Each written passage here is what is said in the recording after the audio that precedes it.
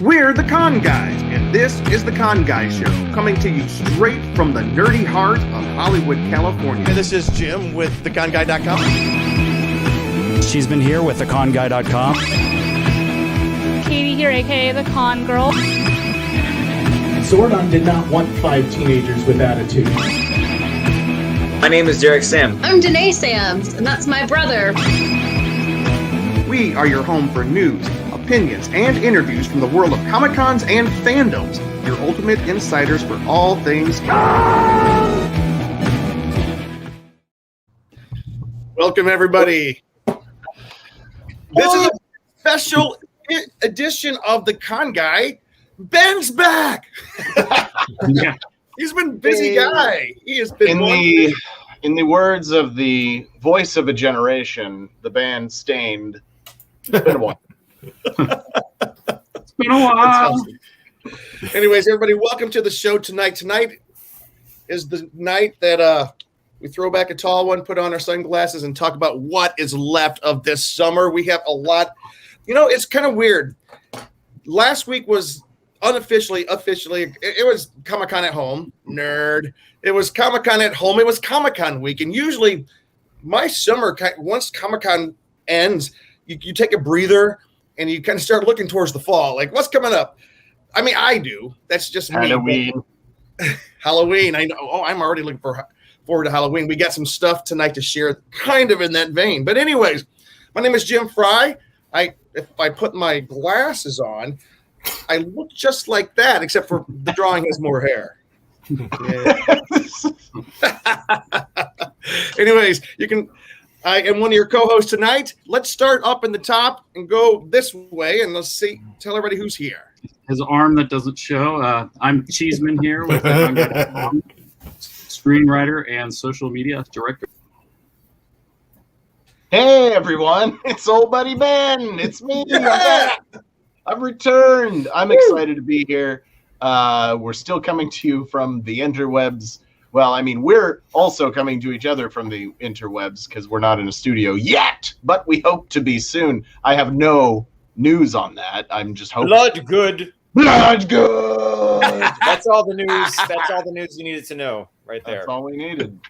Blood good is here. But yeah, hey, everybody. I'm a actor, writer, stand-up comedian. I am doing stand-up next Wednesday night.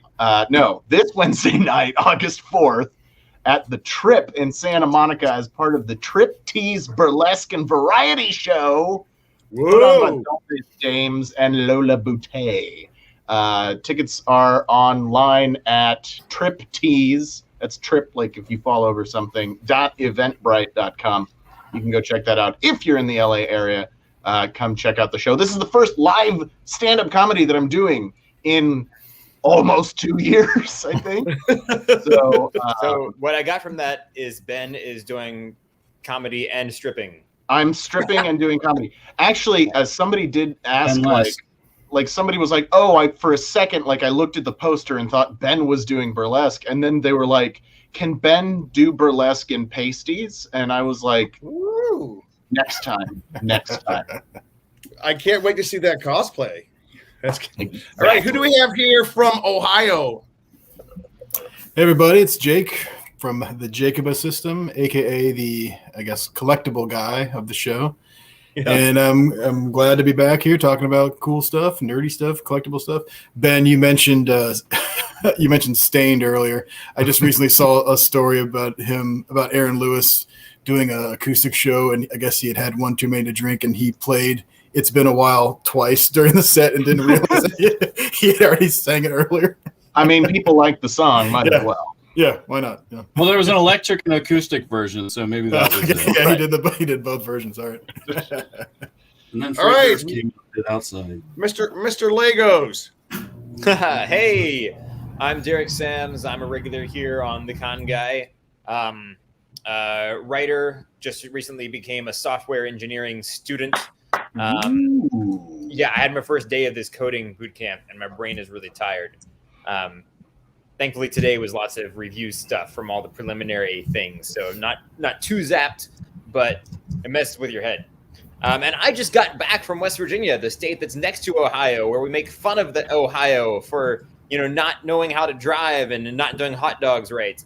But other than that, y'all are great neighbors. Thank you. Wow. Those sound like fighting words. Actually, Jim could fight you with the Chicago dog. Even we could get in a big time hot dog wars. We ought to have a dog war. That'd be awesome. We're better at brats, probably though. A dog war, hot dog war. Brands. Saying a weenie war. We got to be careful how we talk about dog fighting. Oh, Make sure yeah, we know what we mean, This is our all show where we talk about our wiener war. That's much more approachable, I guess. Hey, Use that hashtag, Jim. The show will get all kinds of hits. I know. Hey, I got some cool news I just want to throw out here. We're talking about what's happening this summer, and one of those things is an announcement we're going to make. But this December 11th, that's Christmas time. This winter, the Con Girls are hosting our official hashtag after show for The Witcher. It's going to be very cool, very cool. So be looking out for the Con Girls doing the official after show with that hashtag show for The Witcher. And, I'm actually super stoked for this, if I may. Sorry to interrupt. Yes. Please go. Have something else to say, or can I talk? Your turn. No. I have very little to say tonight. All right. So I'm super stoked for this because I know both Katie and Danae, who are the Con Girls, are incredibly super duper Witcher fans. They're both incredibly insightful, incredibly intelligent, and they're going to make a hell of a Witcher after show. So I'm super stoked to watch it. I'm like, seriously, I'm really excited. Sorry. It was funny. I think it's going to be great. They're both huge fans, and not just because they have huge crushes on Henry Cavill. I mean, who doesn't? It doesn't hurt. Yeah. But I mean, no, they're very well knowledgeable in every aspect. Like, Katie was giving us, the update on the games and Witcher Con, and it was like she and Danae. Is it her and Danae? She and Danae, me and her. Anyways, Derek, correct my grammar, please. No, I'm super stoked about that. I really am. We also have another after show that is coming up. This one's a little bit different, but we'll talk about that one in just a second because we are moving into our dun dun dun. What's going to happen this summer? And I apologize in advance. I have just gotten home from a trip this weekend, and so we usually have a really cool, detailed list of stuff. This week, it's in everybody's heads. Now, we do have a lot coming up. The thing I was talking about was everyone does. Not everyone. A lot of times, once we hit August, people seem to think, "Oh, it's time to go back to school." Teachers are already back this week, and I know in Florida, teachers are back doing the pre-planning for the students to return on the 11th, I think. If my calendar's not switched, which I think is ridiculously early to go back to school. It seemed early. Yeah, I guess they put in their hurricane days if they go back early just in case hurricanes come along and they have to be out of school for a couple of weeks. So it's like up north we used to have snow days. Out here in California we have, what do we have? Fire days, earthquake days, pandemic days. Yeah. What? We've had a pandemic year. Yeah, this is true. Yeah. This is true. Anyways, so we're going to get started. A leap year. Or no, gap year. That's what we took, a gap year. Anyway, sorry. So I do have to ask Ben a kind of cryptic question, and I just want him to answer it. Hey, Ben's doing some really cool stuff. He's going to be with us for half the show today. And we can't really talk about it probably in detail, but he's doing something really cool. Can we talk about it or not talk about it? That's a no. So I know there's an embargo. Okay, so I do a lot of interviews with that hashtag show. And so I have somehow fallen into this role of being the guy who interviews visual effects supervisors and artists for various things. I've interviewed a ton of guys down at Weta Digital, down in New Zealand, and they're a great group of folks down there. Lots of just lovely, lovely, lovely people who are huge nerds and they're incredibly artistic, and they love making all the things that you love to watch on TV that are too, unreal to be real. So I talked to people who worked on Justice League and Umbrella Academy and all these different shows, and these people have worked on Lord of the Rings and all these different movies and TV shows that you love. So I'm actually buggering out to watch. I'll put it like this: I'm buggering out about halfway through the show tonight, so I can go watch the movie that I'm going to be interviewing a visual effects supervisor about tomorrow, and that will be going up on that#show.com next week. So looking forward to that. Should be fun. But yeah, I have some short videos. I recently, if you go onto that#show.com, I recently got to sit down and interview. I have a brain. My brain is. I worked out after I got off work. It was a long day at work. Then I worked out. Now my brain. I interviewed Rob Liefeld recently, creator of Deadpool and creator of X-Force. And that's a 3-part interview. I talked to him about Snake Eyes Dead Game, which is a comic with IDW that just came out that he wrote. It's a 5-issue series. It's on your comic book store shelves right now. I talked to him about the 30th anniversary X-Force storyline that he's working on for Marvel that's releasing in November.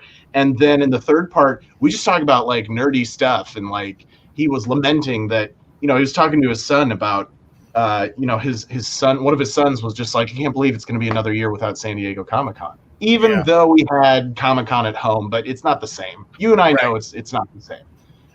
So I did that.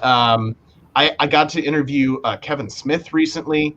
I talked about. By the way, if you're prepared, I want to ask you a few nuggets about your Kevin Smith interview and your recent #show opinion piece. My Flame War article that I wrote. Yes. Yeah. Ben basically said, "I'm opening up the doors. Throw all the darts at me you want." But don't keep going. I don't want to interrupt. Yeah, no. That's so I've had a lot of really great opportunities to do some great work with that #show recently and interview some of. Kevin Smith is amazing, and we're going to be talking about movies that are coming out. Of course, Candyman, the new Candyman movie is coming out at the end of August. I got, as part of the Masters of the Universe interview junket, I got to talk to Tony Todd, the original Candyman, who's going to be in the new movie as well. This is actually the new Candyman movie is actually a sequel to the original, and that's not embargoed or anything. That's common knowledge at this point. But so Tony Todd, incredible actor. I'd kill to have his career. I wouldn't kill. I wouldn't kill. But I do unseemly things to have a career like Tony Todd has had over the last 4 decades. But yeah, what do you the burlesque comedy? Yeah, that's why I'm doing burlesque. Okay. Where'd Luke go? Bathroom. He's going. Number 2. He sent me a brief I was only joking about Ohio. I really love Ohio people. It's all. No, actually, there is somebody that's stopping by Luke's place tonight to borrow his. Luke does a lot of video work and editing and things, and our friend Tim is here from New York, who is doing some pickup shots, and so Luke has to hand him off the camera and all that stuff. So I think he shall be back. I keep on changing. I'm trying to figure out which color works best. And the best time to do that is live on the air. Yep. Okay. Hey, by the way, since you brought it up, I want everyone to, if they get a chance, go check out that #show interview you did with Kevin Smith. That's so cool. Can you talk about that for a second? Absolutely. So I did a 2-part piece. The first part is an opinion piece, and the second part is basically the text of my interview with Kevin Smith, which I would have done as a video, but they did not give me the video. And in fact, they had in the initial communiques, they had said, "You'll get the video," and then day of, they were like, "Oh, you're only going to get the audio." And I'm like, "Well, I'm not putting this up on audio." And the great thing about Kevin Smith is, the funny thing was the day we did it, we were supposed to go bang, bang, bang. We had 3 sets of interviews. The first was with Tony Todd. The second was with a handful of cast members. And the third was with Kevin Smith. We did the first 2. And then the third one, they're like, Kevin Smith is running about 2.5 hours late because he's supposed to get 3 to 5 minutes to answer each journalist's question. and that he takes about 20 minutes. And what are you going to do? It's Kevin Smith. He's going to say what he's going to say, and you're going to let him say it because he's Kevin Smith, and he's super interesting to listen to as well. So, so I asked him my question, and he talked for 20 minutes. And so I basically the second part of the article is basically I just transcribed everything he said in my brief conversation with him, which did take about 15, 20 minutes. But it was great. And you could tell that he's really excited. And listen, if you're a fan of Masters of the Universe, and this was something that I addressed on the show a few weeks back, because a friend of the show, Brad, is a huge Motu fan, Masters of the Universe, a huge He-Man fan. And he was freaking out along with a lot of the rest of the diehard, hardcore Masters of the Universe fans prior to the release of the show, because they thought, they had heard this and they had heard that, and they thought, oh, Kevin Smith's going to ruin everything. And I am not a hardcore Masters of the Universe fan, but I did play with the toy. My cousin had all the toys growing up, watched the show, not as religiously as a lot of these guys, but I enjoyed it and appreciated the characters. And when I got to watch the first 5 episodes of the new series, which is a 10-episode arc, about a month and a half before it was released on Netflix. And I thought it was amazing because it is telling part of a longer story. It's the first half of a 2-part story. And so I saw where these rumors were coming from were based in actual events that happened, but it wasn't in the way that they were being framed, I didn't think, online. And so the first half of my opinion piece is basically just kind of what we try to do on this show, except I went for the jugular on trolls, because we don't like you did. Trolls. I was kind of like, wow, Ben, I kind of, wow, you did. And I think it's detrimental to us as fans to just immediately hate on something. And so I took the frustration that I was feeling with people that love this property who were immediately like, they're going to ruin everything we love. I'm like, no. They're not ruining everything I love. They're not ruining everything you love. This was good. I liked it. And here's why. And you guys can go suck an egg if you don't like it. And that was your opinion.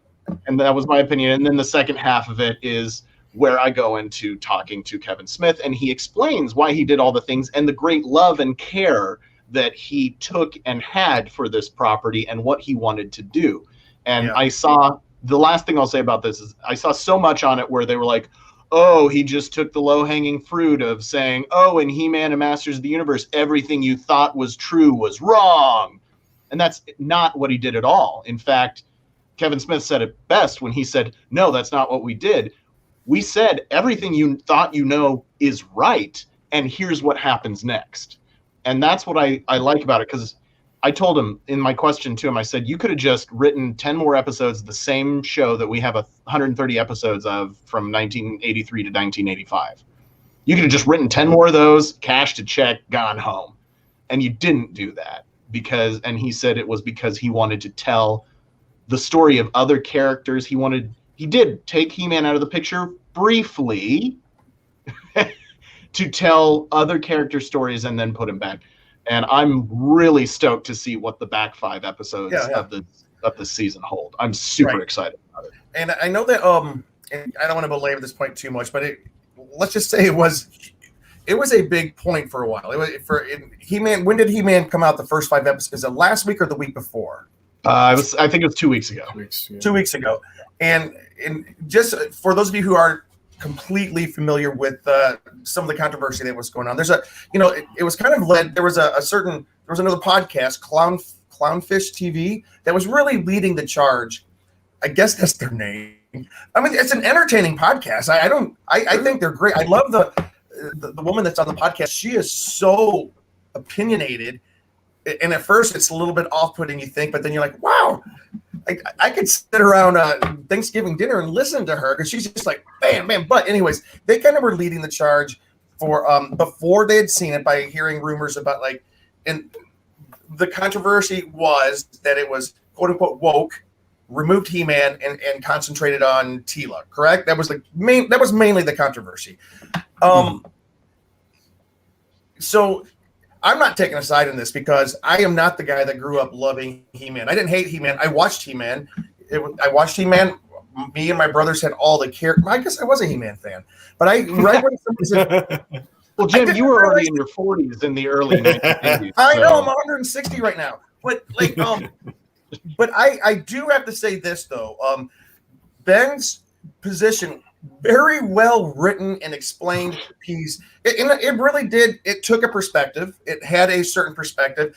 The other perspective, I mean, I don't know if it's the opposite perspective. A slight. I mean, let's just say that the opposing views, I don't think should be completely dismissed outright. Although I do think that you do need to watch all the episodes before you come out with I don't think Kevin Smith set out to create something that everybody would hate. That was not. I mean, go read Ben's interview with them.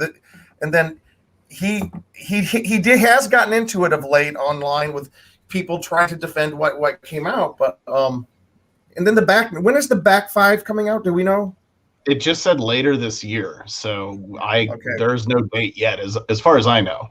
Okay, cool. And we'll see what happens. And all I'm saying is I have been hearing both sides, and Jake was on that too. And Jake, did you watch all 5 episodes yet, Jake? Mm-hmm. Yeah, I watched them all when they first premiered.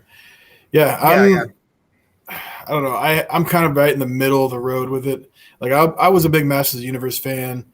Like the same thing. I had the toys. It's a little bit before my time, but like it was on TV as a kid. Like my brother had a lot of them, so just because of that, I played with them. So I knew it mostly just from the toys. I wasn't like super, involved with like all these characters' backstories and stuff. So It was nice. I know a lot of characters, a lot of toys didn't really get a lot of character arcs or whatever on the show. So I do think that Kevin Smith did a really good job with that. Like Justin Long's version of the character Roboto was fantastic because I think he's only in like one episode of the original show, and they made him very cheesy, very cartoony, just like robot, like I am a robot, blah blah blah. And Kevin Smith added so much, like Ben, so much to that character, and I don't want to give anything away, but like near the end of the 5 episodes, you're like, oh man, like so they really worked good on the side characters. I do think it is weird that so much of the show is without He-Man, just because you expect He-Man. I think that's it was a bold choice. I like Ben. I'm very, very much excited to see the end, to see how it goes. I watched them all in one sitting, and not once was I ever like, I was never like, this is terrible or anything. I was just like, okay, I see what he's doing here. But I do get the feeling that Kevin Smith didn't know how much the fans take this seriously and how much, how many people would be upset that he did this, So I think that's a fair statement. Yeah. And I know Ben, go ahead. And I don't mean to cut you off. I know Ben probably has to cut out here in just a couple of minutes, but and I don't want us to argue. I think Jake, you're doing a great job of like presenting like the opposite opinion. And let me Jim? You're just reading Brad's comments. hey Ben, read Brad's comments and you can tell me whether or not you want to address, because I don't really want to get any toxicity, but right. I mean, I think this is just a discussion Brad and I should have over margaritas. I agree. And I think that's a great idea. I think he's, some of the stuff he's saying here is a bit, it seems a bit out of line, but that's just my opinion. Okay, but look, I just want all 4 of you watching to know, all the fans. No, we didn't let anyone know we were having the show till really, really late tonight. Don't know, but I do think that there is weight in both perspectives on this discussion, and I'm not Solomon cutting a baby in half on this one. Okay, that's Bible talk, folks. But he didn't actually do it. I know he didn't do it, but I do think I would love for us to have a deeper conversation and then come back with a little bit of perspective. Because Brad, this is his most favorite fandom. Every year he tries to get me to go to PowerCon, and I do understand when you grow up with something and people tinker with it. And even if it's a small tinkering, it can cause you not to like. I mean, look what happened to the Last Jedi. Bad example because that movie sucked. But look at what happened. I'm joking. I love all Star Wars. Jim, a lot of us really don't. It's okay. You can say that The Last Jedi sucks. Okay, cool. Anyways, I do want to say this. Yeah, my opinion's also right. No, see, that's where we get in trouble when geeks come in and they say my opinion is right. That's where fandom comes from. I know. I like it's fun to be a little bit controversial sometimes, but and that's why I appreciate it. You are allowed to hate it and you are allowed to love it, but you need to be nice, whatever your opinion is. There you go. That's so right. I think that's right, and I know that Brad loves this, and I would love to gather some of Brad's comments together, not at this moment, and kind of like present them so people can see where he's coming from. So I'm not going to do that right now, but we're going to go ahead. The reason I bring this up is because He-Man is on. It just showed up. We don't know when the back 5 episodes are coming, but that is something that I would say is kind of the coolest parts of the summer. We get more He-Man episodes. I haven't watched them all yet. We watched one. Luke, did you have an opinion real quick before we move on to the next? About the He-Man stuff? Yeah. I would like to, watch the whole series to have like an opinion. I just watched some of the first episodes, so I can't really, because it was a little before my time that I didn't really get to watch it. It looks like a great show and a fandom to be part of, and I just don't have a say because I just don't know the fandom. Cool. But I know you just got to treat your fans well and know your audience from the past, and I just wish there was more. And it may switch halfway through because isn't it only halfway done? So it could bring back, it could redeem itself and then become as a whole a better thing. But we'll see. We'll see. I mean, especially for those who, some people loved it, some people did not. So, and I think those two sides are kind of far apart right now. But we'll see what happens. I do think that. All right, cool. But I would, if I was the filmmaker, pay attention to the Rotten Tomatoes score because the critics love it, but then you see the fans aren't too happy. So. They need to find a way to kind of bring up the balance of that. Well, there's a lot of vendetta there too. I loved it. I never have gone and rated anything on Rotten Tomatoes. I haven't either. Because I haven't actually either. So, anyways, hey guys, we're gonna talk about some was the con guy. We're gonna move on, and we are okay. I'm going to private message Ben. But, guys, let's start talking about what we're excited. We are right now August 1. August 1, which means the dog days of summer are here. It depends on when you guys are watching this episode or listening to this episode. You can find us anywhere you listen to podcasts. But, Ben, do you have anything that, before you jump, anything that you're super excited about that's going to happen before this summer is out? Oh, man. Gosh. I'm a big fan. I don't know that much about the original property, but I'm really stoked for Shang-Chi and the Legend of the Ten Rings. I have been watching Kim's Convenience on Netflix, and so I've been watching a lot of Simu Liu, who is the star of Shang-Chi, and I really like him, and I'm super stoked that this guy has a Marvel movie coming out. I also love kung fu movies. So I'm super stoked about a Marvel kung fu movie starring Simu Liu, who is an incredible actor as well. So, I'm stoked about that. And with that, I think I will take my leave from you, gentlemen. Remember, my name is Ben Cleaver, and the reason I'm always drinking out of this red cup is because whenever Ben Cleaver shows up, it's always a party. Ben, we are so glad to have you back, my friend. Thank you, Ben. We'll get as much Ben as we can take. He's a busy man these days. Thank you so much, Ben. Thank you.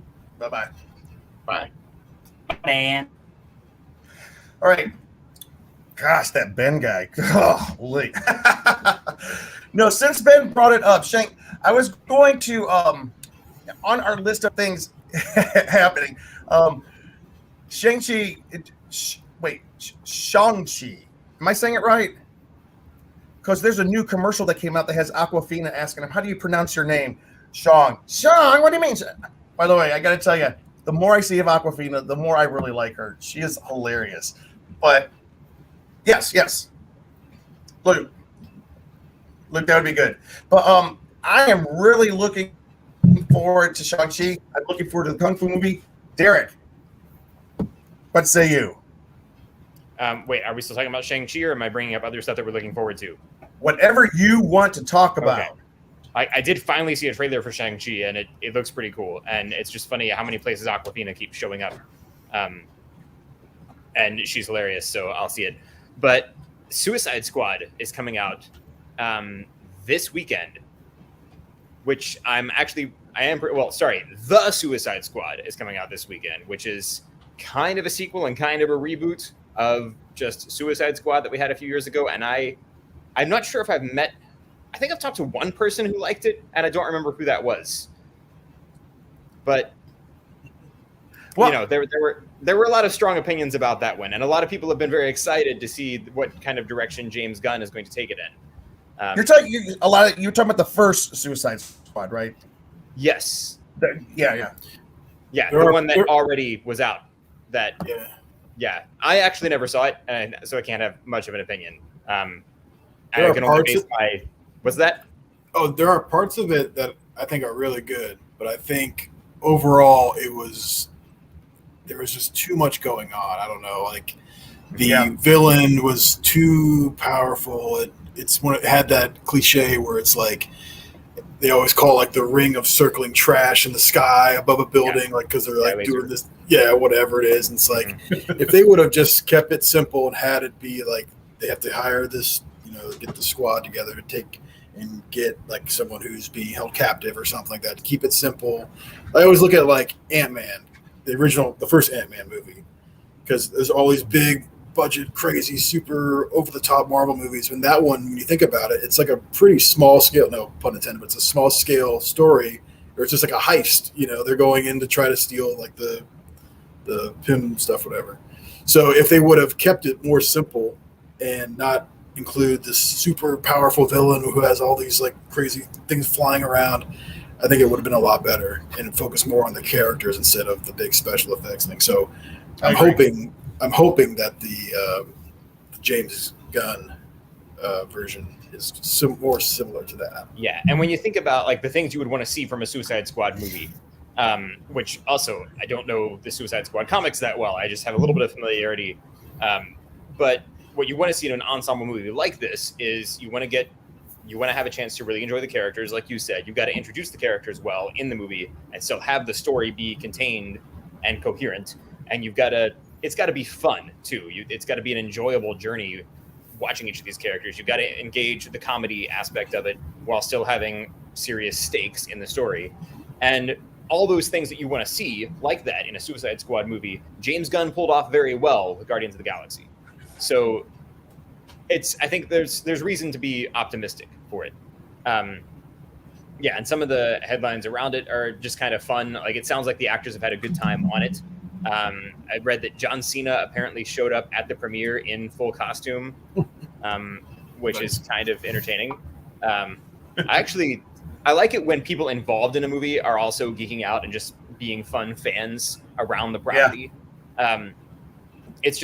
It's the way it ought to be. People ought to enjoy making the thing as much as the people who are going to be watching it, So anyway, that's one thing we're looking forward to. And then we have a couple of in-person conventions coming up.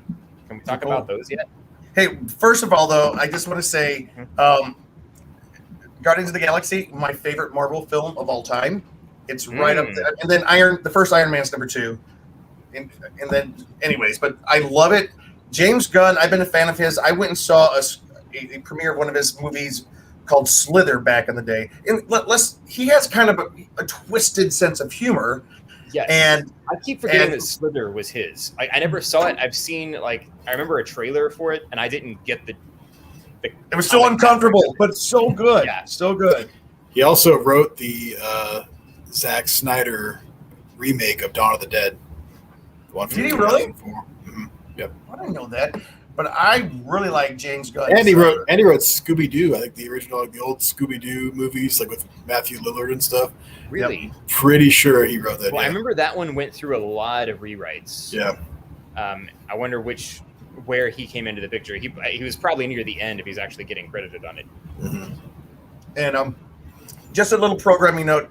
I do want Brad Everett Young is one of our favorite people. He's one of the best friends we have on the show, and we are going to show a couple of his comments later because his opinion is important. I mean, and I just didn't want him and Ben fighting it out because they have different sides of this, but I think it's fair. And what we'll do in a second. But first, we're going to talk about especially some of the Kevin Smith comments and stuff. Yeah, I think it's very valid stuff that Brad was saying.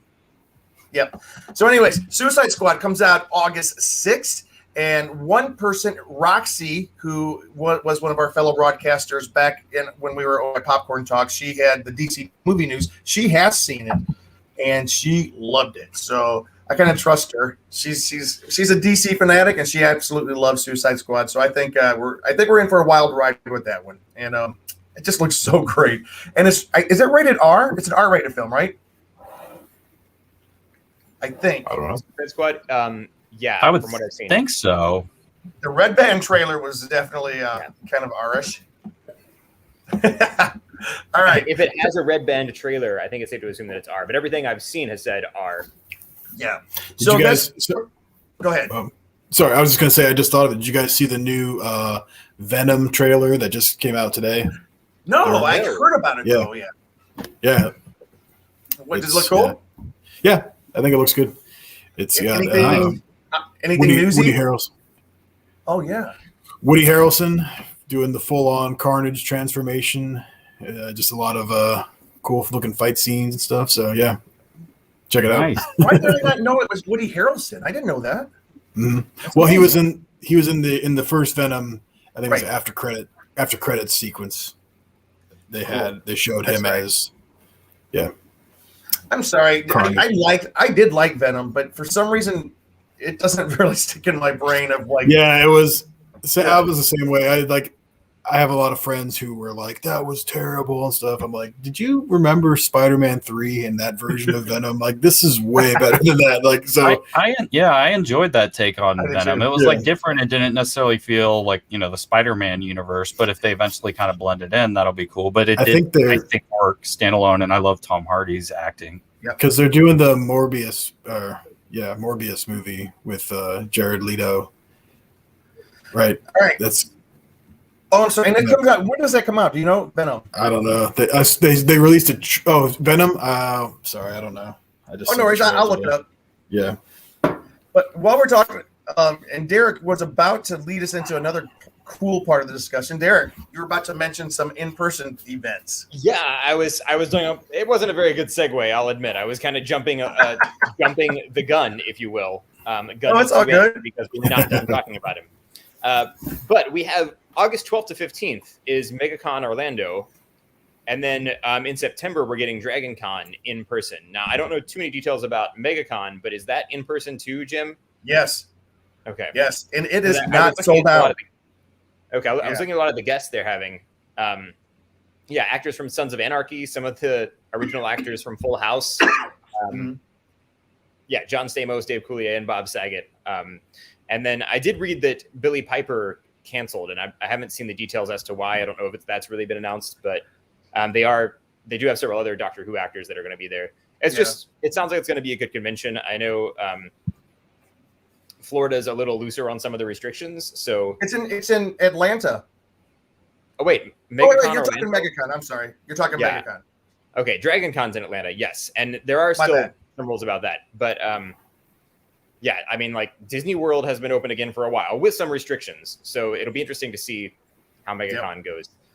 But what's cool is Mike Emke, who is a friend of the show, and our show, The Con Guy, is part of the We Be Geeks network, and Mike Emke himself, he lives down in Orlando. He is going to the MegaCon convention next week, in 2 weeks, and so we're going to have him on the show and just let us know how things went. I'm really excited about that. That's going to be cool.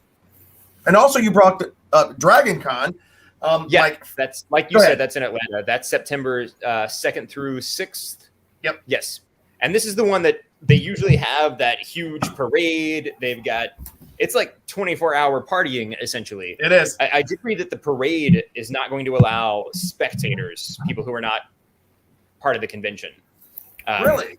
Or people who are not guests, like specifically guests of the convention, like registered for that. I'm not sure what the reasoning How is are they there. going to do that? I don't know. It's still going to be a really big crowd in the street. And they are still requiring masks for it, but it is happening in person. Parade. What's that? That makes sense, I guess. They are wait. Jonathan Wilkinson, are you going? He says it's going to be fun. So if you're going, let us know. Oh, wait. Jonathan's there in Atlanta right now. That's right. I forgot about that. That's awesome. I forgot all about that. But I might be going to Dragon Con, and I'm kind of weighing my options right now because we're having like some spikes and there's different health measures that might be put in place. Yes, he's going to be there. He's going. That's awesome. We're going to have Jonathan on the show. If I don't go, we can get Jonathan on the show.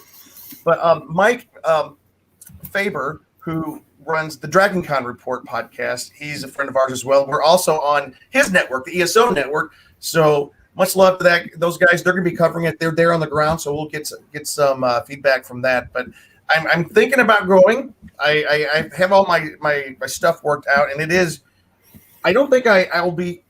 I'm not prepared for the 24-hour aspect of it, but it takes place in like 4 or 5 different hotels downtown, and Comic-Con wears me out already, and I get some sleep there. But the way this one's described is like crazy.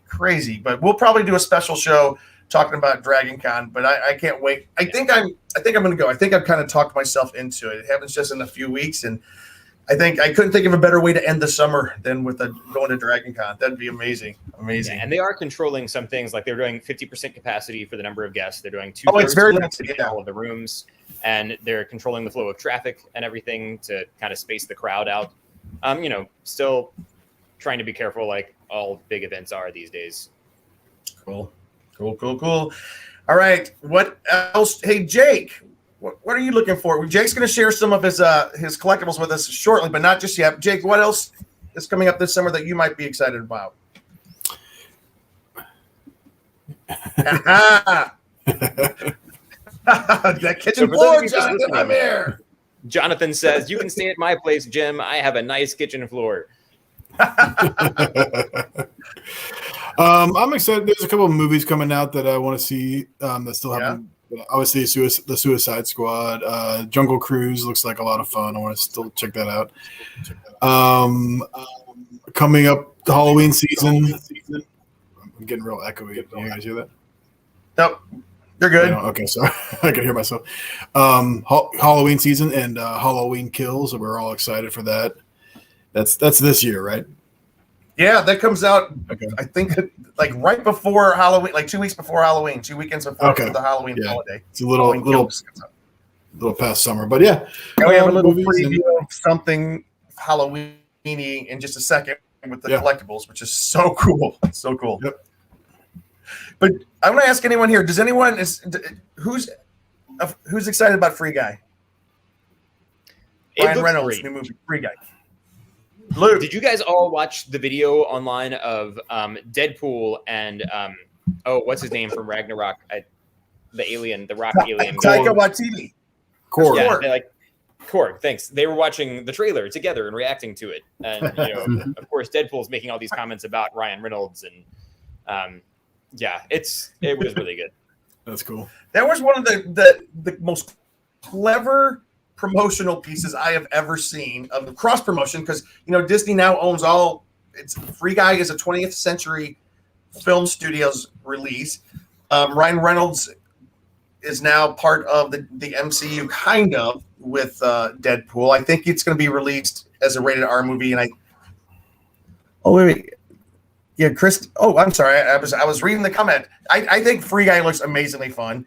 It's about a guy who does not know that he is actually part of a simulation, or he's a computer pro. We don't know yet, but apparently he has no free will until he finally discovers his free will in this video game, and everything goes to, goes crazy. I think it looks amazing.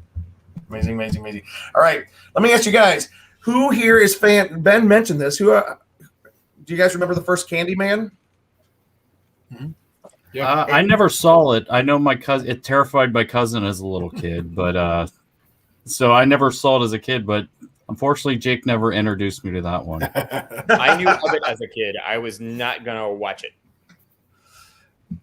It looks. It's one of the scarier shows. I'll be honest. Candyman scared me. Yeah, that scared me. I actually just watched it like 2 years ago, and I'm like, this is still, compared to the stuff today, it still holds up really high, and it's scary. Yeah. Yep. I mean, and I love the fact that this is a continuation. Caprini Green, which was the setting for the first film, I think has been torn down. I always spout these things that I think I know, and then I have to go back and correct myself. But I think it was one of the largest housing complexes in Chicago, and that's where the first one was based. And this one is returning to the site of the first one, and it'll be a little bit more. They're gonna add some social context into it. So I'm really interested in what they can do. We saw who's the guy that played the first Candyman character? We saw him recently, Luke, at Las Vegas. Tony. Oh yeah. We saw him in Vegas at the Days of the Dead convention. That was pretty cool. All right, well, so Jake, you can make it up to me by taking me to the new Candyman, and maybe we'll watch the old one before, because that's when I'll be in town. Cool. So I'm gonna go over just some dates real quick. August 6th, Suicide Squad. August 11th is something that we are going to talk about in just a second. August 12th through 15th, MegaCon Orlando. August 13th, Free Guy. August 27th, Candyman. September 2 through 6, DragonCon in-person event. And then September 3rd, Shang-Chi and the Legend of the Ten Rings. I do want to put out the caveat for these in-person events. Make sure you check the websites. Like Derek was saying, you have reduced capacities, but make sure you check the websites before you go, because there's a chance that they will not be occurring. Derek and Jake, if there's and Luke, anything else before we jump into the collectibles edition section? I'm good. Okay. Oh, cool. You go ahead. Sorry, you highlighted Kristen's comment there a second ago about Free Guy, that it looks like, she just said it looks kind of like Truman Show meets Wreck-It Ralph. And that's basically what it is. It's like Truman Show, except it's a video game. And that's what he is. There you go. I just wanted to read that out loud for anybody who's not watching on video and just listening. That's a very good observation. There on August 11th, though, there's a brand new series coming out on Disney Plus called Marvel's What If. And Jake, do you want to explain to us what this series is about? Do you know what it's about? So, What If is a comic series that it started in the 70s, I think, and it was just kind of like they're just fun, like one-off stories. Like, what if instead of this, I don't know, like, for example, like, what if instead of the spider biting Peter Parker, what if the spider had bitten Mary Jane Watson or something like that? And then, like, how would her story revolve, things like that. So it's just, I guess is a show animated? Is that what it is? Yeah, animated show, yeah. Yeah, so it'll be an animated series based on that idea of just like fun, like what if this had happened instead of what we know is like it's hand drawn 2D animation for the most part as well. Cool. With some really cool embellishments to make it look very comic-y. I'm really excited. I had a comic book when I was a kid. I had a What If comic that was really interesting. It was because the first appearance of the character, the Punisher, is, I think it's him getting hired to kill Spider-Man, and it's like, what would have happened if he had killed Spider-Man? So then it ends up with him, like, with the sniper rifle killing him, and then all the events and fallout that happens after that, where he's going back to the guys and be like, he was just a teenage kid, he made me kill this kid who was like actually a hero and everything. So interesting stuff. But yeah, cool. Something else I want to say about that is that two things. A lot of the characters are voiced by the Marvel actors that are in the film, so a lot of them came back to do this, and so it's kind of almost in some ways existing within the universe of what we've seen cinematically somewhat. It's not just fully comic based, but a lot of them have the likeness of the actors. And even, Chadwick Boseman, I think he did even voice some Black Panthers. Yeah. So this will give it's us his final performance as Black Panther. Yeah, you're right. Wow. Yeah. And also, we'll be doing an after show with the Con Kids, one of our newer divisions of the Con And that's what I want. Yeah, talk about that, Jason. This is kind of cool. That my nephew, I am done. No, I wanted us to. No, here's Luke's way of promoting it. Yeah, we're doing this, and we're going to do the what if show. No, I want us to talk about it big. I was talking about it. You're like, tell them about it. I'm telling you about it. We have gone off the rails. The Con Kids is a new channel of the Con Guy that is going to be led by actual kids running the network. So we're kind of raising up kind of like the next generation of con goers. My nephew Austin, some of Jim's nephews and nieces, and other family members of ours. If they're interested in being part of this, we're going to have convention coverage or talk about different shows, and we're even going to have some celebrity interviews. So Austin especially is very excited about kind of like leading the charge to kind of get this going. So then he's very excited about What If. He's already doing some research. He's going to put together a video where he's going to kind of talk about some of the stuff beforehand of what it is and different things that we're going to be putting out at some point. And then it's as soon as it starts, we'll start putting together weekly shows talking about each episode. Starting the week of August 11th. So make sure you guys tune in. I'm super excited about this. Kids talk about What If. And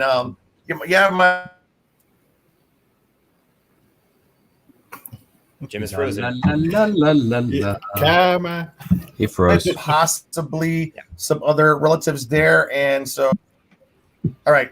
Am I back? We lost you there for a second, so we just need you to restate the last 10 seconds because we have a friend that's on the internet downstairs. I don't know if that's slowing things down, but do we really? Yep, Tim's here. Tim Scott, one of the fellow con guys. We've all met Tim. Yeah. He's here finishing a film, Sushi Arcade. Little promotion for him right there. But Jim, what were you saying? We're super stoked about our What If after show led by the Con Kids starting the week of August 11th. So please be looking out for that. It's going to be pretty exciting. All right. I would like to show. Let's read a couple of Brad's comments real quick before the collectibles. And Derek, did you have anything else that you're looking forward to this summer that we have not talked about? Is there anything Legos related? Oh, what's that Lego Skywalker thing? Lego Skywalker thing. Wait, what are we talking about? Maybe There was. So I mean, Lego's always coming out with new stuff, and it's very exciting. Yeah. They just came out with the Ultimate Collector's Edition of the Republic. I can't remember the name of the ship, but it's from the Clone Wars, and it's this cool Republic ship from. Oh yeah. Anyway, but what I was actually more excited about when that announcement came out is following after that. I think the actual release date was yesterday. For Darth Vader's meditation chamber, they call it, that you see in The Empire Strikes Back, where you just kind of see the back of his head and you just see like brain and stuff, basically. Things coming down. Yeah, I'm excited about stuff like that because I'm a huge fan, much more of the original trilogy than any of the other materials. Even though everybody says Clone Wars is great, the original trilogy is what I grew up with. But I am excited about that one. And yeah, there's always more and more Lego stuff. Personally, I'm still excited to finish our Ultimate Collector's Edition of the Millennium Falcon. The giant, ridiculously expensive set that I can't wait to see it. We're not even halfway through it yet. It's sitting here on the other side of my computer in the living room, and it's just like when we have friends over, we're like, "Hey, let's work on the Falcon together." Put the pieces together and bring each other closer together at the same time. That's awesome. All right, guys. So I do want to a little bit of perspective. Ben wrote this article for that hashtag show, their website, and he was able to interview Kevin Smith, and he talked a little bit about the controversy, which was mainly being led by another podcast called Clownfish TV. It's really an entertaining.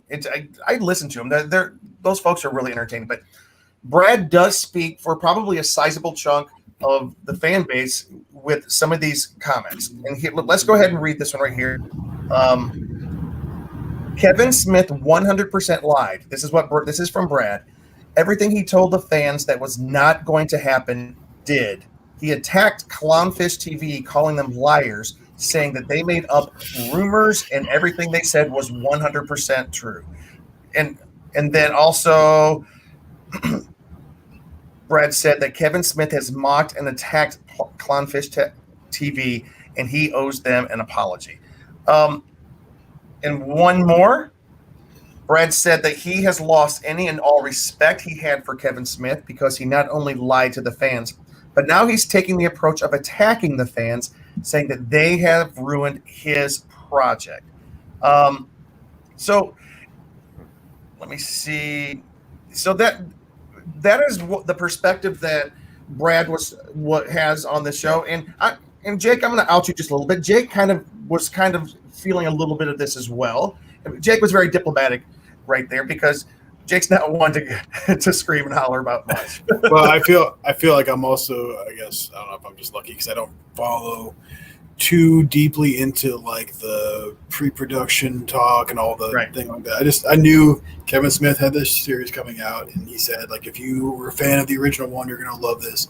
And then all the talk about how he's going to change stuff, and I was like, okay, well, I hope that doesn't happen. I hope it's somewhat similar to the version we all know. And, it's like, I see it, I watch it, I'm like, I didn't love it, I didn't hate it. I want to finish it before I have any like definitive opinions, because it's just halfway through it. But there is definitely things that I'm like, he didn't know the fan base that well, I don't think, to really think. But then again, play both sides, Kevin Smith has written stuff for Marvel and things like that in the past, and he has made some pretty, big decisions with characters.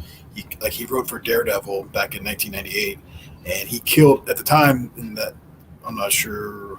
I guess that was 1998. He killed off like the characters Karen Page, and he killed off Mysterio. He made Mysterio like commit suicide and stuff. So again, I remember reading that comic and being like, "Oh, that's an interesting take." But I don't know if fans were like really pissed off that he changed everything and he got rid of these characters and stuff. I don't know. It's a rocky road, I guess, the whole thing. But I, for one, want to see the rest of the show. And you are a Kevin Smith fan, too. I'm a big Smith fan. I love all of his. Well, I'm a big fan of his old original films and stuff. Yeah, comedy kind of. I'm not a fan of like everything he's done. There's been a few movies I'm just kind of like in the last couple of years, but he loved Jersey Girl. Jersey Girl, oh my god! Never saw it actually. No. But yeah, I see both sides, and I can understand why both sides have the opinion, and I have my opinions, but I really feel like I'm in the middle of the road. I just feel like he didn't realize the changes he would do would make such an uproar. So I do think he did do some backpedaling and things like that. And it's like, like what did he say that sounded? Because he put it out like it made it seem like it was a He-Man show, or the way he represented it, even with having He-Man stuff all around him, but then it wasn't really the angle. Well, it's just the original show. Again, we talked about this before. It's all based on the toys, the original toy line, which was just called Masters of the Universe. But then the cartoon was called He-Man and the Masters of the Universe. So every episode was centered on He-Man as the main character. And sure, there was other side characters that had their things, but the majority of it was about him. And what Kevin Smith did was come at it and say, what if we take him away? Yep. Not all the way away, as we found out. Wasn't true. People were like, he kills him off, he's dead. It's not true, because he does come back, and then but he's missing for a few episodes. He's missing for a lot, yeah. But they do have him in the episodes in flashbacks and things like that, so you get some He-Man. But it's like, for me, even me, like watching it, I'm like, it's such an odd. Why wouldn't they just have it be the show? It's weird. Why give the fans what they want? Yep. No, I agree. I'm not an expert in this. When I heard about it, I thought it was a very weird and awkward choice to. You have this poster. Even the poster for the series has He-Man with sword held high, by the power of Grayskull. He did say also in an interview or like some Netflix, Netflix Geeked like video that came out like right after the series premiered, and he was like, let's talk about it and stuff. And then he's like, I know you guys are all like wondering what's going to happen.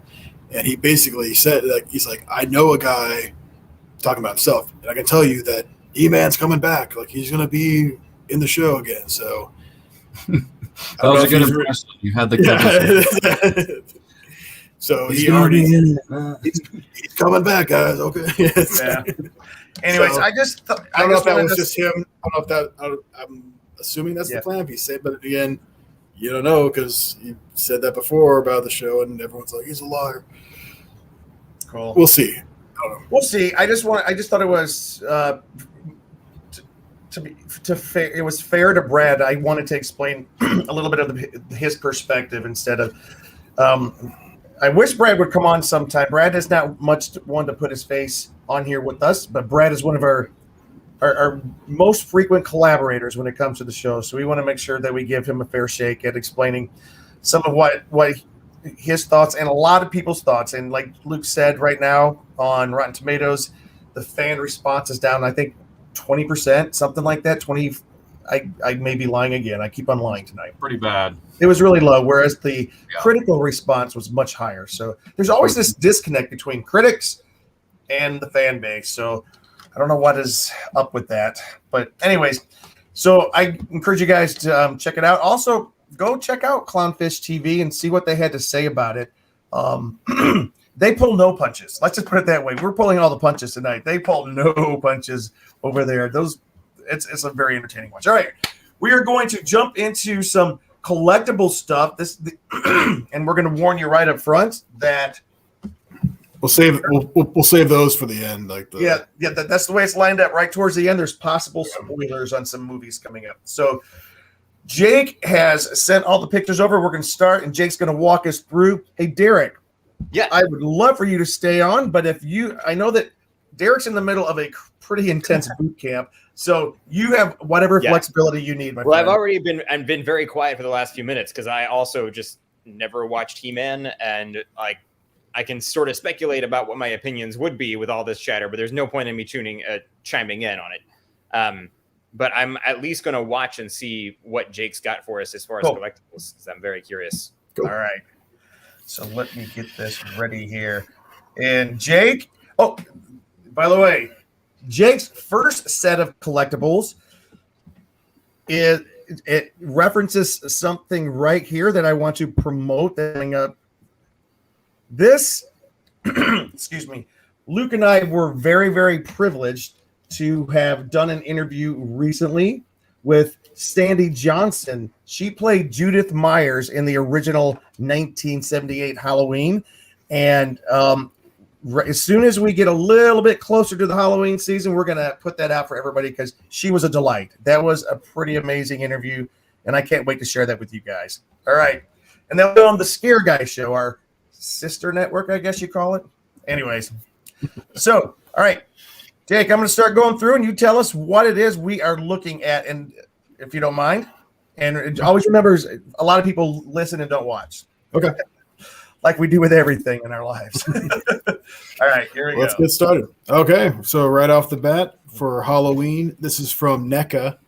They have this, I think it's a 2-pack actually. It's the Halloween 2 Michael Myers and Loomis action figure set.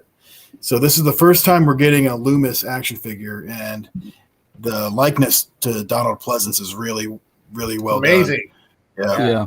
And there's a couple other shots I think I sent you of something. Okay, yeah. So you can see he has. You can either have him with. You can have Loomis with the trench coat on, or he has removable arms, and you can swap out for just like the blazer there. And Michael Myers features these flame effects, just like the end of the movie when he gets lit up. So that is a lot of fun. So when I saw this tonight, I told Luke, I said, "Did you see what Jake said?" Because Jake sent these pictures and said, "Michael Myers on fire." I don't know why that makes me so excited. Looks like a superhero character. Or something. Yeah, it looks like the Human Torch or something. All right. But yeah, that was NECA released that as a Comic-Con reveal, so it'll be out. I'm assuming soon. Oh, very cool, very cool. Yeah. This is also from So NECA? this is fun. So if you're a video game fan, you might remember the Alien versus Predator arcade game, and NECA has got into. They've done a few figures before, and they have expanded the line with a few new aliens here. So you see, there's the Arachnoid alien, Razor Claws alien, and Chrysalis alien. So those are a lot of fun, really cool designs on those. So they'll probably do Predator too eventually. These are just the alien. They do. ones. They actually do. I have one on my display of the Predator from one of the Predators from the video game. Hey, Lou, wait a second. So, Lou, can you wait a second? Mark? Can you make picture number 4 show, or Derek? Can you make picture number 4 show? I'm having a hard time making it work. Oh, I don't have access to it. Okay, Let me look. I apologize. Picture. I mean, picture for number 4 is showing. Oh, I just don't see it. Cool. Yeah, it's up. Aliens? Cool. Yeah, it's the It's the three aliens. This is 3. No. Oh, yeah. Cool. So, can you see this one? Whoop. Oh. There you go. There we go. There's just another close up of one of the aliens there. Yeah, I just want to see And there's more. There you another go. close up. Yep. Close Yep. up. Wait, what? That's cool. Which Yeah. one is that? What is that on his head? The Chrysalis alien. Well, you could you can interpret that. I guess. We need a censor of that one. Oh, sorry. Oh, is that worse? I don't know. Oh my gosh! What is Well, the alien design, they originally designed by H.R. like the Giger, red rocket so alien? the H.R. Giger design they're not very subtle. So Oh, no, I know what we're talking about. And this is cool. yeah, that's the Razor Claws alien. So that's got the big claws. So these are all based on how they looked in the video game, which was from when there was that 93 or something like that. Cool. All right, next item. From NECA, also, there's a new Teenage Mutant Ninja Turtles movie line. This is the Ultimate Casey Jones. And this is a special one because they had already released this figure, but they didn't have the rights to use the actor's face. What's his name? Elias or Ilias Codius, whatever. I forget how to say his name. But they finally got him to sign off. So now they have the swappable heads. You can see where he's got the mask on, the mask off. Are you sure that's not Scott Stapp? What's that? You sure that's not Scott Stapp? Scott Stapp. It looks kind of like the lead singer of Creed. We're digging deep. We got Creed. We got Stained. We got them all there. Yeah. Yeah. So these are just that's a re-release, and they updated a few things. I think fans were upset with the original release because the elbows, they had this weird double jointed elbow, and they kind of fixed that to make it a little cleaner looking. You can still see the hinge there or whatever, but it looks better. So yep, that's pretty cool. And then I think you have the other big reveal. This was a lot of fun. So they finally got the rights to do April O'Neil also, and the actress Judith, what's her name? Judith Hogue. She did a whole thing back in April with NECA where they went over the whole process of how they get the action figures designed and everything, and she was there alongside everyone saying no, that's not actually how the jacket was. It actually looked more like this and stuff like that. She helped them walk through the design. So I have this pre-ordered, so this will be here in a couple of months, I hope. So nice, that's cool. Add to my alien collection, or my turtle collection. From NECA also, we have the Universal Monsters series they're coming out with soon. So this is the Frankenstein monster, the classic, that's really cool. Yeah, the classic Boris Karloff Frankenstein monster. And I think they've already announced they're going to do multiple versions of these. They're going to have the color versions and then black and white versions. Oh, nice. And I was talking to someone, I guarantee maybe next year for Comic-Con, they'll probably do a glow in the dark versions or something. Oh, so that'd be kinda cool. I don't have the pictures of the Frankenstein monster, but they have the Wolfman coming out, and Sweet. I think the Invisible Man maybe, and probably I'm sure the Creature from the Black Lagoon will be there eventually. Yeah. So, Would you prefer the color version or the black and white for Frankenstein? I don't know. What do you guys think? Black and white might be pretty cool because I'm kind of thinking black and white. Yeah. I got one. I like it. I like the It green depends on the version. theme of your shelf. Right. Yeah. You know, I dressed up like Frankenstein, the famous, the window box costumes of the 70s, where I was Frankenstein for like 2 or 3 years, and it was always green. So I just know him as a green guy. So, right. Yep. Here's the next one. Moving on here. This is really weird. They just announced this today. They just released these images. So this is from Hasbro. This is apparently it's from a comic book. I didn't know, but one of my friends said that I guess they did a comic book about this. It's Power Rangers and Ninja Turtles matched together. Wait, so we get a little bit closer here. Yeah. Look at this. Yep. Wow. So there it is. That's Donatello. So I guess at some point in the comic book, the Turtles are able to morph into Power Rangers. So Hasbro, I think it's a 2-pack, and they just put that up for pre-order. So which 2 turtles are these? why not? That's Donatello as the Black Ranger, and that's Leonardo as the Blue Ranger.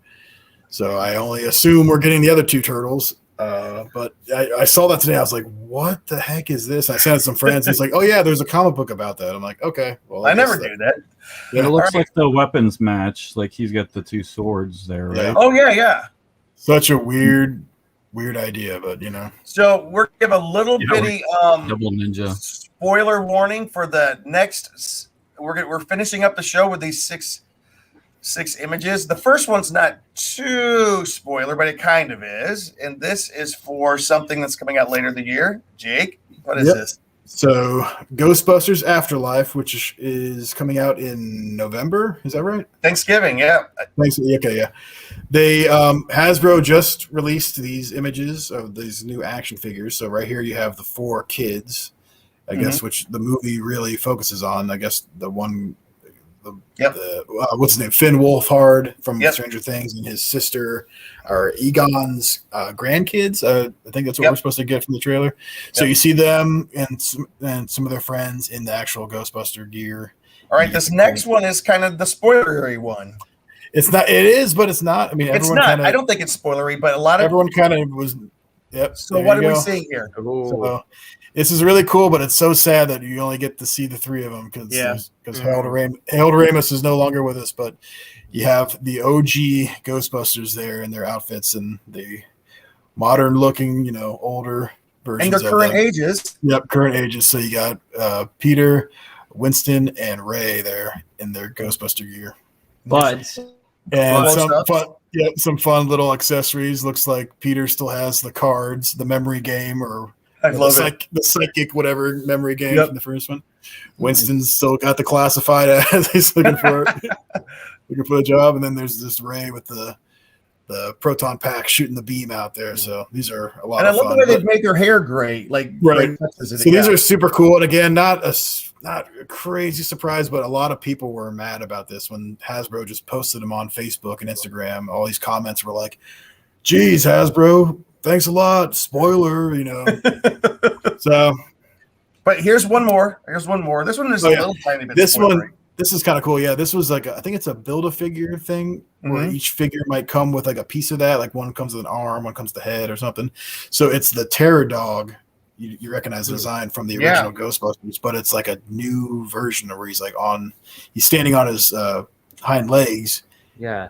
And he's got a little bit different horns on his head, and the bottom part of his legs are like a translucent. But there is a reason for why his legs look like that. What is it? I forgot what he's not fully materialized yet. Okay. I think, and they're trying to stop him from it. I don't fully know if that's I was hearing some rumors about that. So those are cool. Again, I was surprised that they just put those out so early before the movie's out, and I thought they would at least wait till opening week or something. Gus says she's so excited about the Ghostbusters Afterlife. Yeah. If I may. You may. I think it's good because I think it creates kind of hype a little more because the people that were probably less excited to go they're just making them young, and then again the main ones aren't in there. I think that kind of gives a little excitement that they'll be in there in some form. And going to the Ghostbusters anniversary event, we also found out that they went back through a lot of the old footage and takes of stuff. So I think there will be some possible, like, I don't know, deleted scene or alternate footage or a version of created through CGI of the other Ghostbuster, like maybe the ghost of him or something. They're doing something special. They didn't For Egon.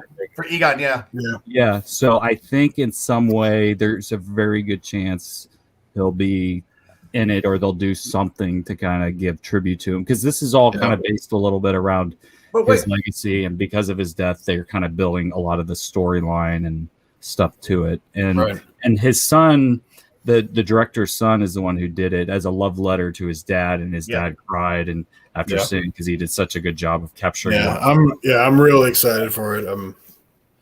I just it sucks because it was supposed to be out last summer, and then I was like, okay, I'll be out this summer. Now it's like, come on, I want to see it. And let's hope it comes out. They got Paul Rudd in it.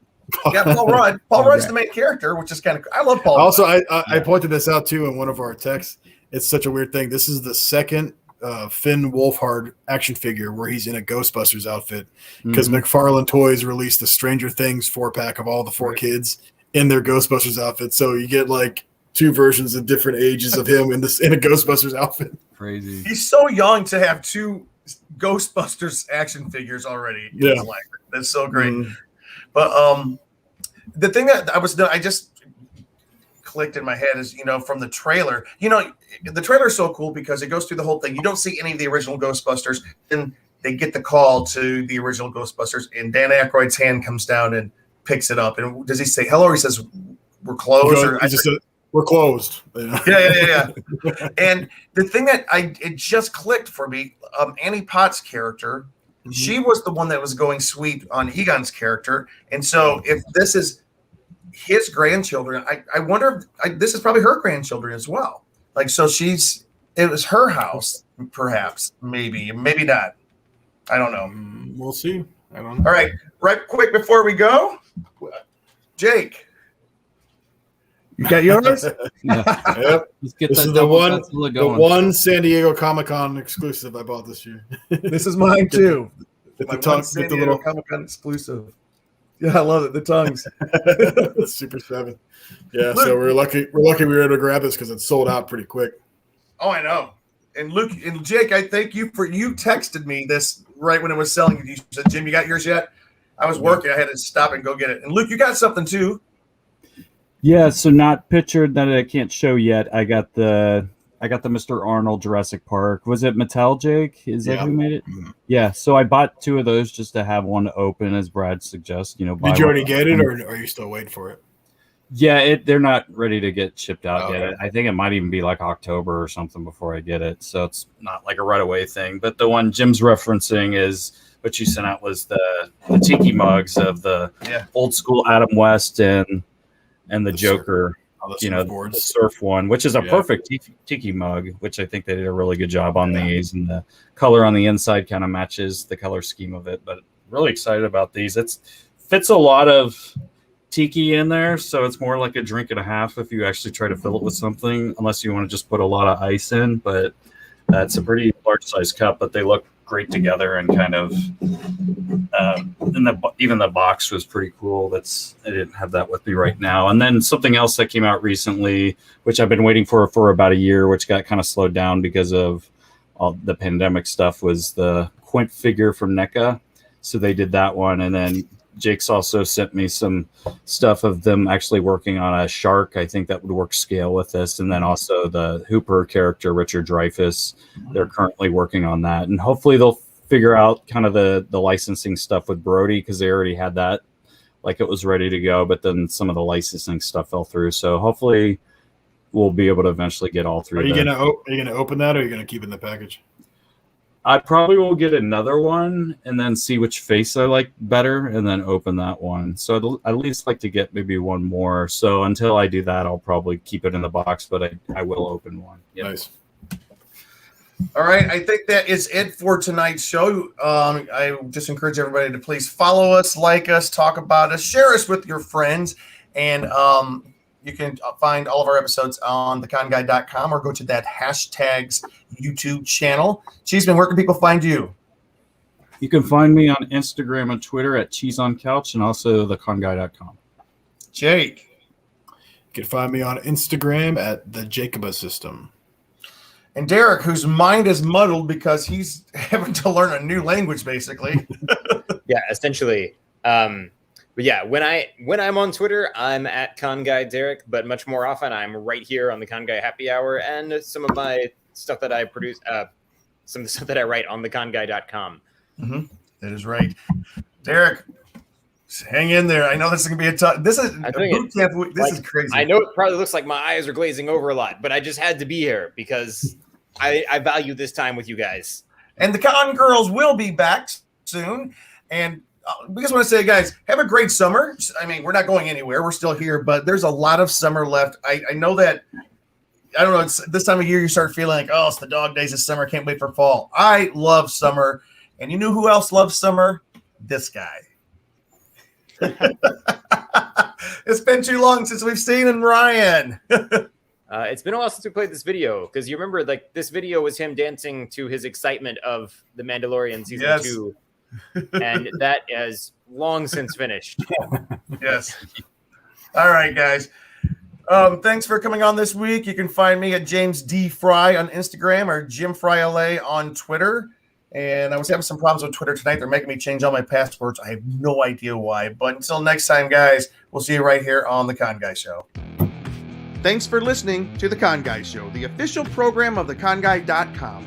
Find us on the Weeby Geeks Collective or anywhere you listen to podcasts. And now on sci-fi.radio, Saturdays at 4 o'clock Eastern, 1 o'clock Pacific, both AM and PM. That's 9 o'clock Greenwich. It's sci-fi for your Wi-Fi.